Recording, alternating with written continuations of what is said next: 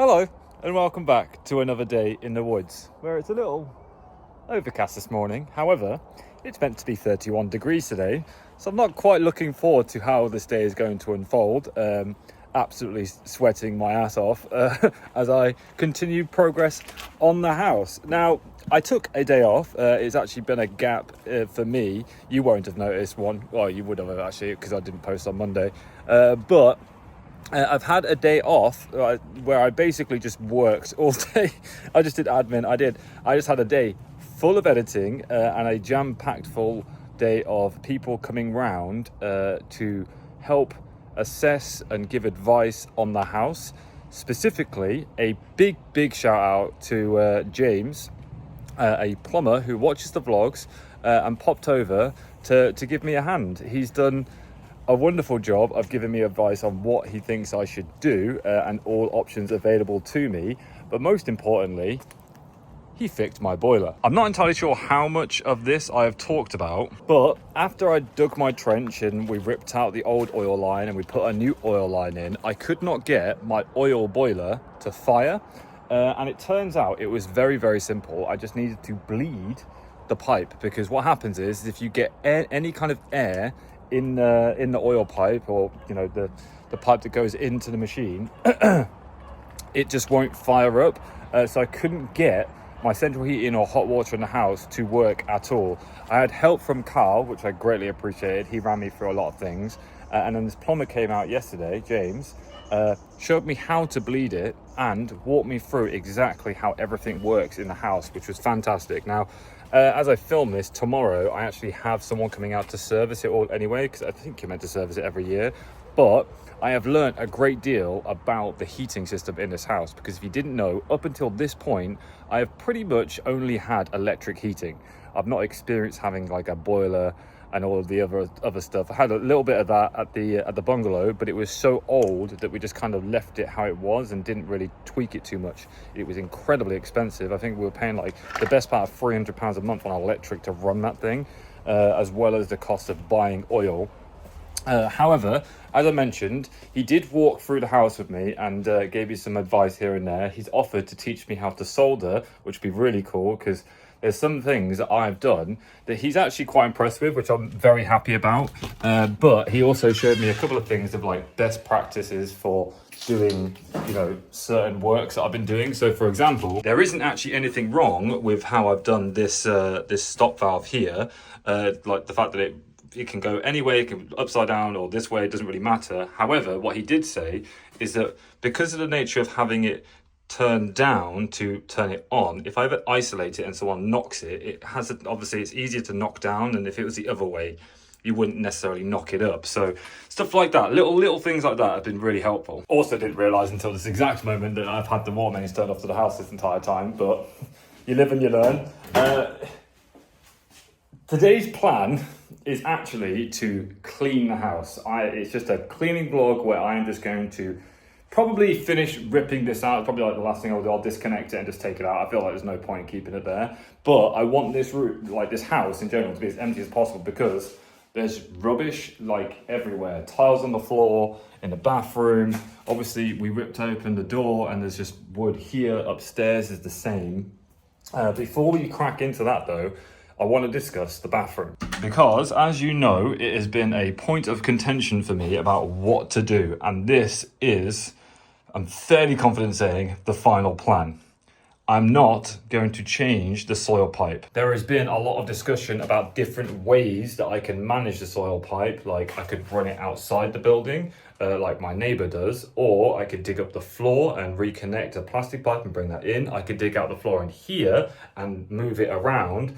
But I think for simplicity and the way that I'm going to lay this room out, and because of right of way and access and stuff like that, it's a bit finicky and political when it comes to digging out the front of the house. What I'm going to do in this room is put a washer and dryer right here. The sink will go on the surface. Actually, it might go here, to be fair. And then in this corner is where the toilet's going to go. And the soil stack will go up the wall, and then it'll probably go like that across there. and then up to the toilet above. It might look a little bit odd, but here is a rough sketch that my mum's done to showcase what this room will look like. Upstairs, however, let me go grab my torch. The bathroom idea for upstairs is largely unchanged, to be perfectly honest. And the plumber that came round agrees with the layout that I was kind of going for in this room. Again, lots of rubbish to sort out, but the bath is going to go this way with a shower against that wall and a toilet in the middle there with a sink here, and then like vanity unit like here. I say vanity unit, but I mean like cupboards and storage for like towels and so on and so forth. And because the plumbing work already runs in the floor of this room, it should be fairly easy. I need to stop saying that, but it shouldn't be too bad to actually get this room like moving fairly quickly. The one thing I have been concerned about and been talking about a lot, one was people are very concerned about asbestos. I have, spoken to a few people about that, and it is highly unlikely that it is in the lath and plaster. So I don't have to worry about that, but I still will wear PPE whenever I'm working with it. The one room I do have concern with is actually in my nan's old room, because this looks like what you call Artex ceiling, and they make this stuff out of asbestos. Now, I have been assured and reassured that it's actually paint and it's not asbestos, but I may very well still get a sample and sent off for evaluation, because it's the only room in this house that is different than the rest, and it's possible that it could have been done with asbestos. So I need to get this room checked before I do anything in there. But to have the whole house checked, I did look, and I've been quoted anywhere between £250 and £500 to have it checked. And frankly, thanks to your support, I have a bit of money to do that, but I don't want to spend the money on that expense because it delays a lot of other things. So that room on pause until I get a little bit off and I can send it off for a sample and get it properly assessed. The other thing that James helped out with, he doesn't just do plumb work. He's obviously done a lot of, with tradespeople, you tend to do quite a variety of things. He's actually got some really cool stuff going on with like dog fields, and he's got his own little 5 acre field where he's working on growing his own stuff, which is really cool. But through the industry of being in the industry for 20 plus years, he's learned quite a lot. And he made a very good point about me ripping down the walls. He basically said, this wall and ceiling and so on has stood here for 100 years, and it's not really in that bad condition. Don't get me wrong, there are holes and spots and bits where it needs patching up, because look at that wall. The sheer amount of holes and stuff, it's bound to have damage over the years. But there's a helicopter flying above me. Instead of ripping all the walls out and creating an incredibly dusty environment, what is most probably going to happen is obviously clean the wall the best I can and then pin new plasterboard on top of it. I'm probably only going to lose 18, 25 mil roughly off the room space. It's not going to be that impactful. Right now, it's probably the depth of the skirting board, so you just won't feel it in the room, and it saves me a hell of a lot of dusty work. Where I think the walls are damaged, I probably still rip them out. The kitchen ceiling has got a massive bow in it, and it's water damage, so that does need to come down. And certain areas of this wall that you can see a damage probably need to come down. It needs to be replastered. But because I'm going to be sticking moisture resistant board in this room anyway, it's perfectly fine for me to just go over what's already there and pin to the existing lath and plaster that is on the ceiling or on the wall. I have a funny feeling it's going to be quite challenging to do that, and I might have to hire a plasterboard lift, because from experience of doing ceilings, it's quite hard to hold a board up and they're very heavy. So yeah, that is the plan for this room.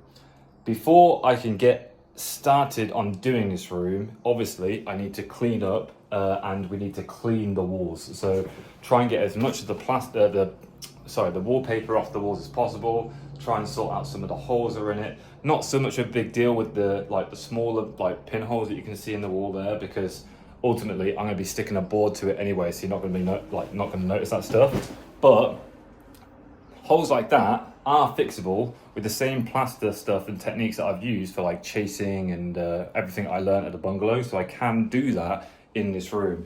It's very counterintuitive for me to essentially create more work for myself when it's done a perfectly good job at staying upright for like the last 100 plus years. So yeah, I'm at a point now where I was kind of debating where it was like, oh, am I just covering up crap, for the lack of a better term, and essentially creating problems for myself in the future? But he made a very good point, as I said, that it's been here for 100 years, so there's no real reason to touch it. Now, obviously, everyone's going to have a different way of doing things, a different opinion on how things should be done.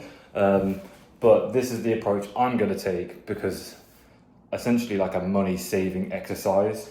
In many ways, a part of me is like, oh, it would be good to strip that room completely, and the bathroom I know I'd never have to touch again, because the bathroom's a bit of a harder job to take it all out and fix it. But been reassured by a few people now that we're good to continue on with that. I also had a roof around, because the moment you go through that hatch there, you can literally see the sky. So a roofer has come round, assessed that, and he says I'm missing about a dozen tiles or so he's going to come round. When I fix the wasp issue, I need to get the wasp nest removed. He's going to come round and put some new tiles on there. But the downstairs outer building that I always show, which was going to be my utility room, or probably still will be in the future, that is like a really big job. However, he did also point out the chimney stacks, and we did this. I hadn't intended on taking this off because I was a bit concerned about what was going to come out of it. But as you can see here, it's a nice, lovely chimney stack. And up there's just a piece of like MDF just holding it, whatever's above it. He does agree that taking, like, basically boxing it off and completely bricking it up and covering it all up is a good idea. However, it's important when I do that to ventilate both the top of the chimney stack and the bottom to allow airflow through, otherwise it will create damp, and we'll end up with a really damaged wall, which might explain some of this like damage on the wall. Probably not, I don't really know, I'm not like an expert, but we have a fireplace in here, a fireplace in there and downstairs for the both respective rooms, and I'm going to block them all off because just never going to use them. Do you know what I mean? Like, don't get me wrong, at the bungalow it was very, very nice having like an open fire, but I think moving forward and future-proofing it, I think a log burner makes a lot more sense. It's safer and stuff. So the chimney stacks need sorting, as well as the fireplaces need breaking up. But that is way, way down the line, as right now the focus is to sort the bathroom. Now, one of the main reasons I want to clean up and just empty the house is because, annoyingly, we still have fleas. We don't know where they're coming from. Like today, I just sat outside, outside the lean-to, just on a chair, and had fleas on me. So I've been told that they can live in the grass and all sorts. It feels like a never-ending battle against these insects, pests as they're called. But the spray did seem to work quite effectively. However, since I've sprayed the house, I've ripped out new things, I've hoovered, taken floorboards out, and I've done so much work to the house. It may have created hatched new fleas essentially. So my thought process is that because I'm in the middle of a renovation anyway, if I completely gut the house, rip it out so it's just empty, it gives me a blank canvas to look at and think about what I want to do, but it gives us ample opportunity to fog the house again. But I don't even know if I will bother fogging it because the spray seems to be super effective anyway. But it gives me ample opportunity to properly spray everything, and at the same time we'll spray the whole house as well as the caravan and the garage where we're currently spending a lot of our time. So that's the plan, because it's very annoying. It's kind of got to a point now where it's more irritating than anything else, because you kind of just flick them off you, or you kill them or whatever when you see one on you. But I think Benji might still be getting bitten by them. I'm not sure. His bites have gone down, by the way, for people mentioning. He now has a mosquito bracelet on both hands and both ankles, but he's getting some on his back and stuff, so something to look into. But yeah, that's the plan. I'm going to grab my tripod and my gloves, and we're going to start just clearing this house out. Starting with this room. Oh my days. That was exhausting. Also, incredibly hot and sweaty work. Oh my days. Not entirely sure I want to spend the day upstairs when it's so hot, but I also cleared out this room as well, got rid of some of the stuff. I've still got some bigger items that I need to take downstairs. But with this room now cleaned up and emptied, what I think I want to do next is tackle this wall. What I'm going to do is I'm going to soak the wall with water, and then whilst I let it soak in a little bit, I'm going to remove all these slats off the wall and try and get the remaining bits of wallpaper off.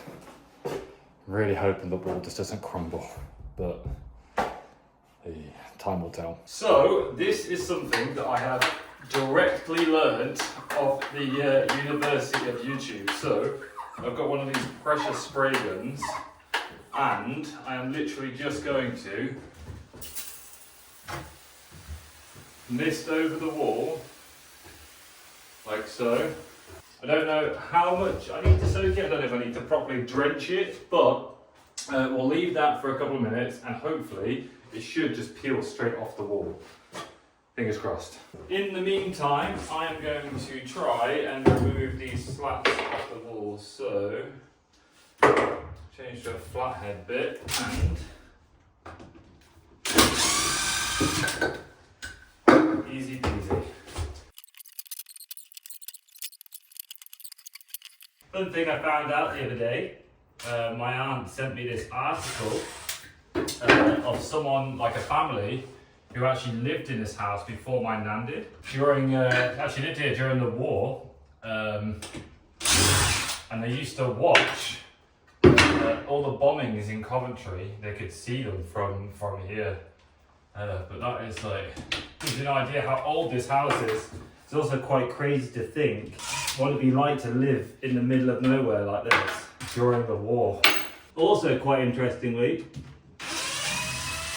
I found some old satellite imagery of the property, and years ago, around 1945, there used to be like no trees here. So in the last 80 years or so, the woods have kind of expanded and grown to be what they are now. Just bizarre to think of what this place would have looked like with, fields, rather than the woods. Okay, with all that off, it's been a good couple of minutes, so let's see if this wallpaper comes off or I need to soak it a bit more. God, this lighting angle is not flattering at all. As I say, I did learn this off University of YouTube, like watching short form content and stuff, and seeing how other people do it, because taking wallpaper off is a real pain in the ass. But everyone I've spoken to, like painter decorators and stuff, they say that this is like the best thing to do. You just soak the wall, and it should just peel off. Now there are circumstances where, like here for example, the front layer of wallpaper needs to come off first before you soak it. It's like the back bit that sticks to the wall, and essentially you're soaking through and trying to wet it, like you're trying to make the adhesive wet, so it comes off the wall essentially. But let's see if it worked. I do apologise about like the flickering on the camera, but it's just the torch, unfortunately. So you see now how easily that just comes off the wall because I've soaked it. Wallpaper doesn't have to be a horrible, annoying long job. I think in areas where it doesn't come off, it is a case of just re-soaking the wall. But by the looks of things, it's literally just falling off the wall. Now, as you can see at the top here, it's a bit harder to get off the wall because I didn't soak it. But where I've sprayed it with water, oh my god, so much easier to get off. You know, I'm also debating at this point whether this this red is paint or it's wallpaper, but it looks to be paint. So should be okay. But it's amazing what a tiny bit of research can do for you.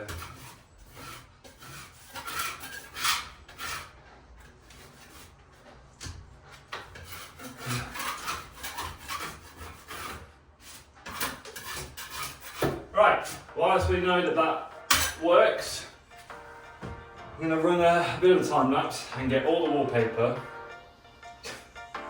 off this wall, or off this room.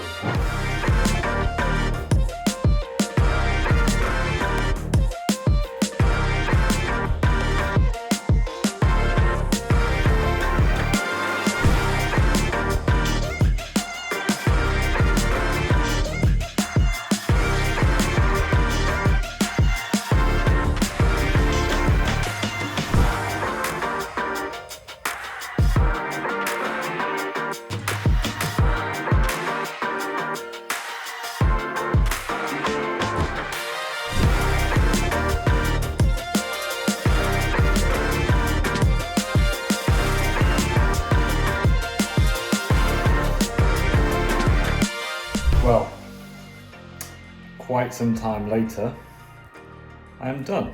And as you can see, if I turn this way into the light, I'm quite literally dripping on the floor. It's that hot and sweaty. It's currently 31 degrees. Whew. But progress report on stripping the room. There are some odd bits and bobs left to do, like the brackets need to come off the door frame or hinges, whatever you want to call them. Socket obviously needs to be disconnected and lights. I don't know what to do about this wall at this precise moment in time. Lath and plaster, sturdy, pretty good up here. Lower you get, it gets weaker. As you can see by this hole that I have kind of tidied up for the time being, and a new one that's appeared there. Around the door, I mean, this was just wedged full of newspaper. Not entirely sure why, but that may lead me to rebuild the stud work that goes around the door frame, especially because if I'm right in saying the door frames here are like very small. This is like, I'm basically 5'11", or Jess thinks I'm 6 foot. It's like a 6 foot door. It's a very small door frame, so I'm tempted to rebuild it. Is it lower than you? No, it's just a small door frame. I'm tempted to rebuild it just because it's bad. It's just not good at all. It's got that like chipboard MDF type stuff here, and then it's like plastered with newspaper. It's bizarre. So that might come down and be rebuilt, but the plan in this room now is to basically do something called overboarding, where I'm going to get some moisture resistant boards and board up the ceiling, and I'm going to screw through the overboard, like through the new plasterboard and in to the joists that are behind this lath and plaster, because it's, as I said at the beginning of the video, it's been stuck to the wall for hundreds of years. It's not falling down. There are some patches where there's a couple of holes, probably from where screws have been. Like obviously up there was like things screwed, like little painting thing, or jigsaws, weren't they? That were screwed to the ceiling. So there's some odd holes, but the reason that I'm going to pin new board and overboard is because it gives me a fresh, structurally sound surface to work off of. Whereas if I skim everything and then try and moisture resist the skim plaster, I am relying on the structural integrity of what is already on the wall. So that's where I'm currently leaning towards now. The room is essentially ready to start work and start building in. There's nothing really stopping me now from cracking on and beginning to turn this room into a bathroom. All I need to really think about is where exactly I want things. which means I might have to, I think it's probably best to bring the bathroom suite that I've got and essentially dummy it up. So put it where I think things are going to go, lay it out to see how the functionality of the room works and if it makes a lot of sense from a pipe perspective and all of that kind of stuff. So I might do that next. I'm not going to do it today because, as I said, it is incredibly hot and I am going to admit defeat. I hadn't planned on stripping the wallpaper in this room, to be perfectly honest. As I said, I was just going to clean today and just tidy things up. But the upstairs is cleaned and I've stripped this room ready for the next stage. So I think maybe the start of tomorrow's vlog, we'll begin the video by cleaning the rest of the house and getting rid of more rubbish, which I still need to assess because it's just, I'm accumulating so many piles of wood and rubble and so on. So I need to start looking into that. The only thing I need to do before I overboard is just try and make the surface as level / smooth as possible. So there's literally a screw sticking out of the wall there, like stuff like that, just little bits and bobs. Just need to tidy it up so it's ready to be boarded. I need to measure it all up and see how much it's going to cost me. And as I am bringing you along on this journey, I'll tell you exactly how much everything is costing as I go along this process. But yeah, I'm quite happy with the result today. Hadn't expected to do this, but it's very typical me in my get carried away with something. I have this really bad habit of being like, oh, in today's vlog, I'm going to do this, this, and this. And then it never transpires to that. I end up doing something less than that or doing something completely different because I get kind of caught up with something else. But in all honesty, the priority is this room, and I'm glad that it's essentially ready to be worked on.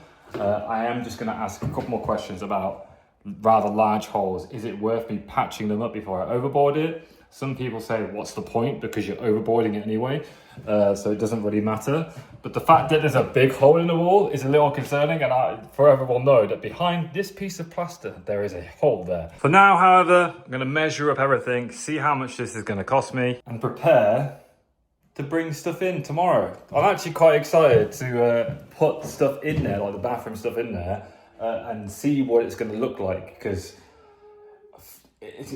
don't get me wrong, it's nice to rip stuff out. It's dirty and messy and dusty and so on. It's a lot of work when you're ripping stuff out, and it can be an unpleasant experience at times.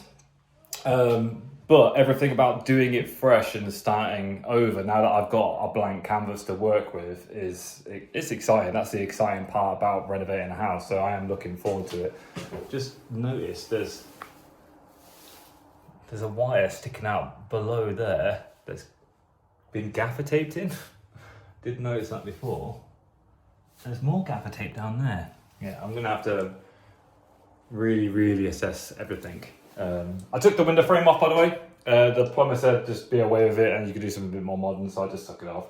There's no real, it doesn't do anything having it there, so I'll probably change that out when I come to board this room. But right, I am going to wrap up today's vlog as I have no idea how long it's been, today's video. Maybe I haven't actually achieved as much as I'd liked, and I've probably just yapped on for a bit too much today. But as I said, it's 31 degrees and it's incredibly hot. I would have liked to have got this sorted today, but honestly, it's just not the priority. And I've got some friends coming down again at the weekend, so we'll probably utilise the extra pair of hands and get the rest of the rubbish out of the house. But tomorrow, as I said, I'll clear out a bit of space anyway, so I can start bringing things through the house, because I've got to carry a bath in. So yeah, that'll be fun to do on my own. Done that before at the bungalow. It was quite the experience. But actually, you know what I could do? I could bring it all upstairs and put it in my nan's room, and then leave it in there, and I can move things around because it will already be upstairs. But hope you've enjoyed this video. If you have, please leave the video a thumbs up rating. I'd appreciate that. If you're new around here, feel free to subscribe. And as always, a massive shout out to the people who have gone over to GoFundMe and showing that support. You are literally making this happen for my family, and I will be forever grateful about that. I'm still in the process of thinking whereabouts in my garden to build like a brick wall with all of your names really nicely engraved on each brick, to commemorate, I can never say that word, to say thank you, basically. So yeah, somewhere in the house, I'm gonna build like a really nice brick wall, and I'll do it all myself, get it all engraved with your name, just to say thank you, and you'll be forever in my home. Appreciate you. But again, shout out to the guys over on Patreon for subscribing and getting these vlogs early. I am, thanks to my day off, actually back on top of things again now, so the vlog should come through thick and fast, and you should get everything early. I believe at the moment you're going through a stage of like really, really long videos, so we'll see how they do. Anyways, thanks for watching, guys. Really do appreciate it, and I'll catch you guys next time. Peace, peace, much love, bye-bye. Sorry, I just heard my door bang.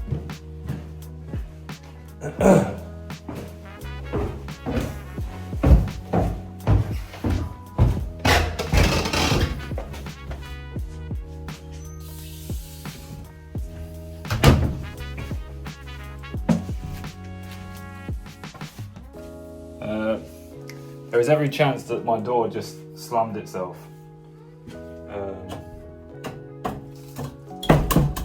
Yeah, I have a feeling the wind may have done that.